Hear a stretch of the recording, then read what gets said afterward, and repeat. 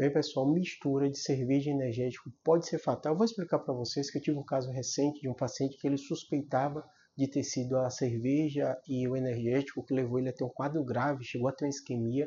E eu vou explicar para vocês por que esse tema é tão relevante. Estou fazendo aqui para vocês. Em primeiro lugar, os energéticos, né, eles são autorizados, você consegue comprar no supermercado, né?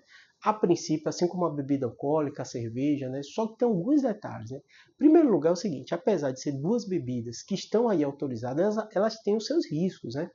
Em especial quando a gente fala da quantidade do consumo, dificilmente alguém pegando uma latinha de cerveja, alguém pegando uma latinha de energético e tomando, ele vai ter algum tipo de problema.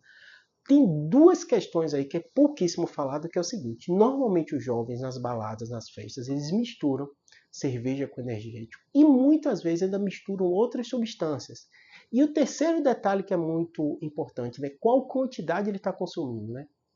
A maioria dos casos que eu vejo, pacientes que chegam, tiveram arritmias cardíacas, né? Que tiveram às vezes quadros graves, é a quantidade de consumo deles, né? Muitos desses pacientes tomam energético um atrás do outro, 4, 5, numa noite, né? Misturados com bebida alcoólica, com cerveja, né? Eu falo para os pacientes, essas misturas, essas quantidades, não existe estudo científico. Quando uma bebida é autorizada, né, para um consumo médio, moderado, e não para uma quantidade tão intensa, né? Além disso, um risco que eu vejo muito frequente desses pacientes e que eu sempre pergunto é assim, só tinha isso na bebida? Porque aí ele fala assim, não sei, porque meu colega que colocou e tal. Muito cuidado também quando você consome essas cervejas energéticas, tanto os homens quanto as mulheres, né? Porque às vezes você está num grupo, as pessoas estão ali compartilhando esse tipo de bebida e algumas pessoas podem colocar outras substâncias, né? Não é incomum esses casos de pacientes que chegam com intoxicação, chegam grave em emergência, né? E com esse relato, ele bebeu uma cerveja e um energético, né?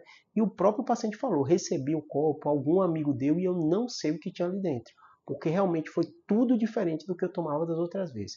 Então, muito cuidado a você compartilhar copo, a você passar e beber bebida de outras pessoas que te entregam, em especial quando você vai nas baladas, nas festas, né? A mistura de cerveja e energético é sim perigosa, tem muita relação com dose e dependência, beba o mínimo possível. A OMS fala que o ideal é até você não beber, é a única, não existe dose segura para bebida alcoólica, né, cerveja, né?